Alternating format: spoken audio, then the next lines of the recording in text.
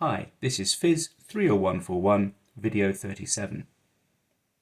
In this video, we will summarize some of the key ideas about synchrotron radiation. We saw that synchrotron radiation is the radiation observed from relativistically moving charges, and because of the Lorentz transformation of that relativistic motion into the observer's frame, we see an enhancement of the observed power, which is gamma to the fourth, compared to this normal Larmor formula. Also, we saw that the Lorentz transformation means that the power is no longer emitted in a single frequency, but over a broad spectrum, the so-called synchrotron radiation spectrum, which extends from very low photon energies, very long wavelengths, to very high photon energies. So the emitted power is, broadly speaking, flat across that energy range, and if we do a more detailed derivation, we will see it has this sort of form, where half the power is emitted below this so-called critical energy, and half the power is emitted above the critical energy. So below the critical energy, we have a very large number of low-energy photons, and above the critical energy, we have a small number of high-energy photons. And we could relate the critical energy to the typical photon energy that we obtained by this Lorentz transformation idea, and we could write down that the critical energy, E critical, is equal to 3/2 h bar c gamma to the fourth over rho, where rho is the bending radius caused by the magnetic field through which the charges are moving. Now, because the number of photons at low energy is much larger than the number of photons at high energy, the average photon energy is smaller than the critical energy, and the average photon energy is approximately the critical energy divided by 3. It's not exactly that, it's actually 8√3/45 is the exact number, but we can derive that another time. The critical energy divided by 3, which of course means that the average photon energy is half h bar c gamma cubed over r. I'm sorry, this should be a gamma cubed there, shouldn't it? It's a gamma cubed. And the same thing is true of the critical frequency and the average frequency of the photons. In exactly the same way, the average frequency of the photons is approximately equal to the critical frequency divided by 3, and we can relate that therefore to the typical frequency that we derive from our simpler examination. These numbers all have more or less the same order of magnitude. Now we return to our idea of the magnetic field which is giving rise to this radius of curvature rho. The radius of curvature of our charged particle can be given as gamma m0c over qb. So our acceleration a, which is equal to v squared over r, and v is equal to b to c, allows us to rewrite the power emitted as q squared c beta to the fourth gamma to the fourth over 6 pi epsilon naught rho squared. Now, what we normally do with very relativistic charges such as electrons is we replace q with e, and beta of course is 1. Now our charges are moving with some radius rho due to our magnetic field, so clearly it takes them a time t to execute some orbit. We'll call that t revolution. So by multiplying p by this t value, we can calculate the amount of energy given away to the photons in one revolution. So let's calculate that. The energy given out per revolution is equal to the power times the revolution time, which is equal to q squared beta cubed gamma to the fourth over 3 epsilon naught rho. Now if we know the total amount of energy given away per revolution, and we know the typical photon energy, we can now calculate also the number of photons emitted in a revolution.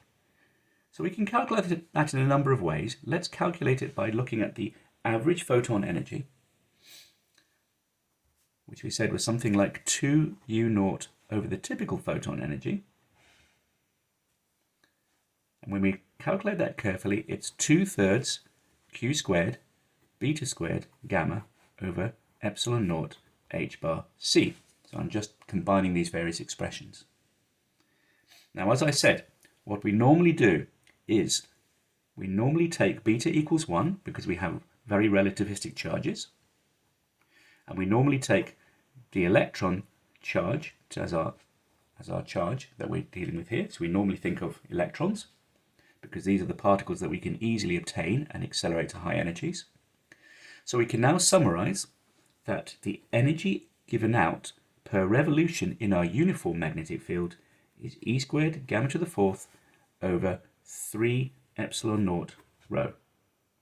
And the number of photons that goes with that, assuming we are counting them in terms of the average photon energy, so this is just an order of magnitude estimate, is 2/3 E squared gamma over 3 epsilon naught h bar c. So notice that the number of photons emitted per revolution does not depend upon the bending radius. It does not depend on the magnetic field that the electrons are moving in.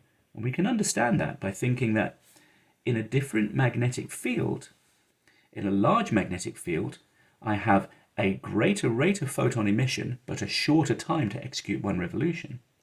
Whereas in a lower magnetic field, I have a longer time and a lower rate of emission.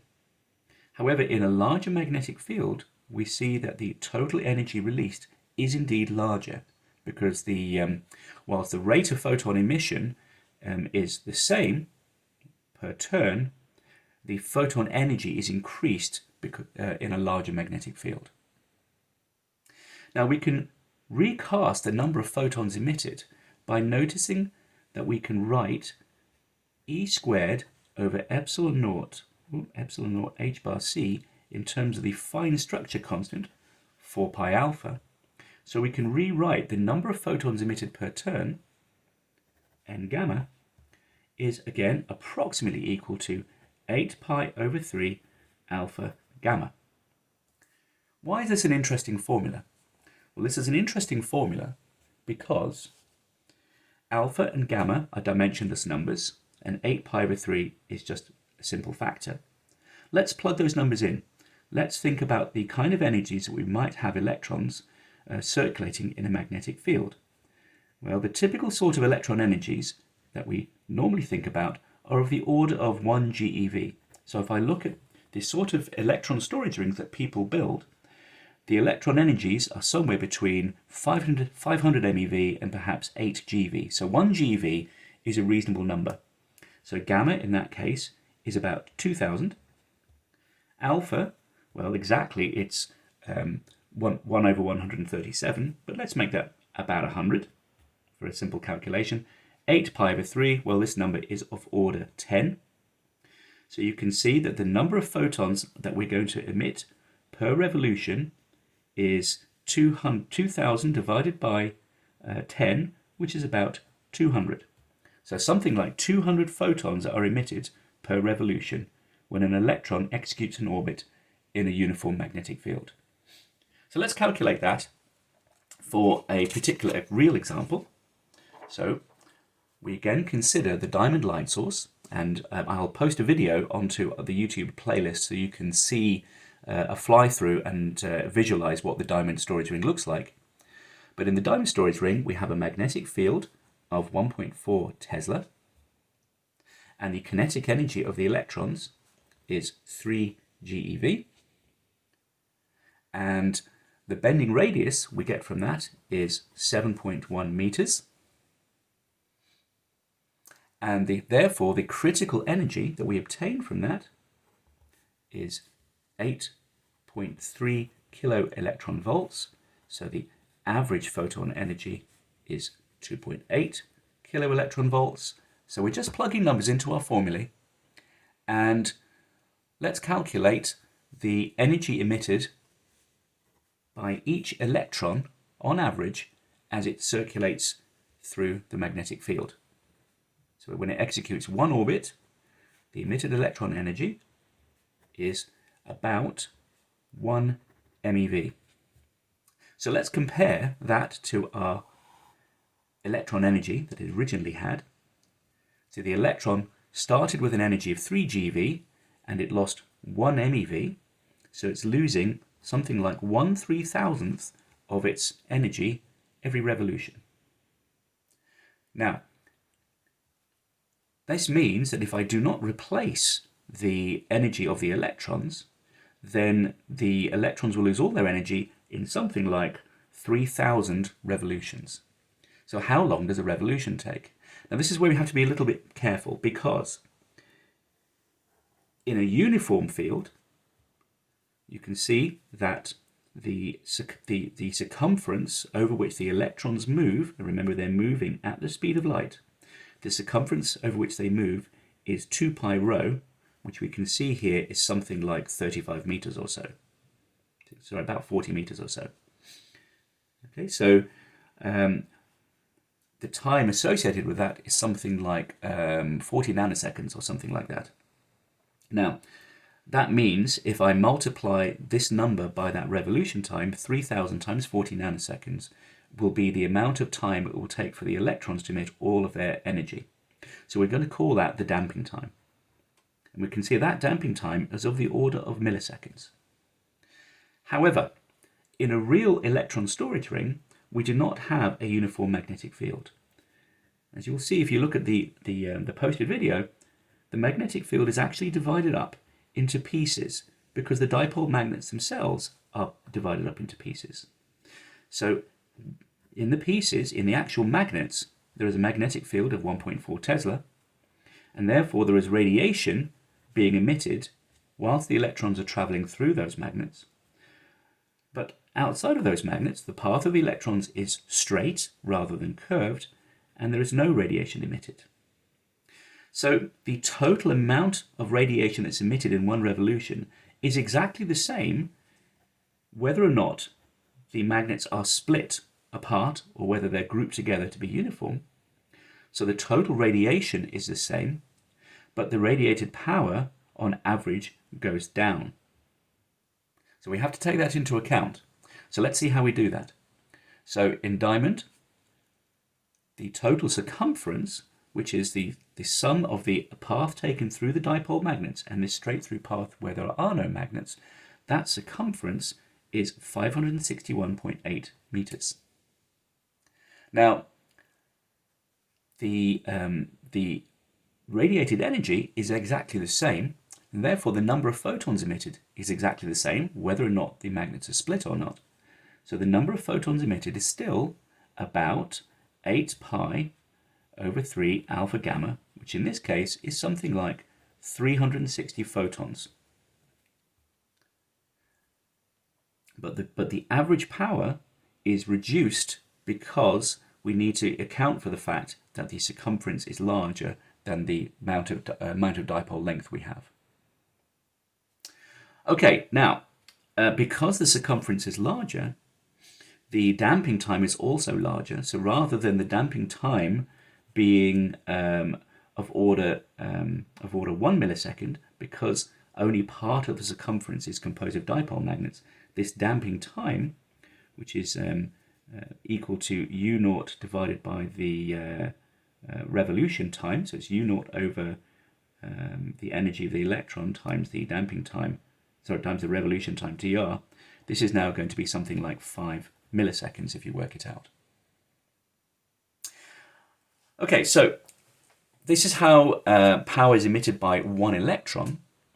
So let's calculate that power. So we can see here that that if we calculate the emitted power is equal to u naught times the revolution time, which in this case is something like about 86 nanowatts. This is not a very large power. However, we have more than one electron in our storage ring. So let's calculate how much power we can get. So the charge that's circulating in the storage ring, this is the number of electrons, is equal to I times delta T, where delta T is the time it takes for one electron to execute one revolution. Okay, so this is our revolution time. So our electron goes around the circumference, which is 561.8 meters, and it takes approximately 1.8 microseconds to do this. So each electron is contributing about half a million times to the current, because it passes this point 1 over 1.8 microseconds. It passes this point something like 500,000 times a second, contributing to this current. Okay, so for a certain amount of charge, I can calculate the current I is equal to delta QC over L, where L is the circumference of the storage ring. And remember, the number of electrons is just delta Q divided by the charge of each electron. And if I put in a current of something like 300 milliamps, which is a typical current which electron storage rings carry, then the number of electrons I have is something like 3.5 times 10 to the 12. So notice 10 to the 12 is a large number.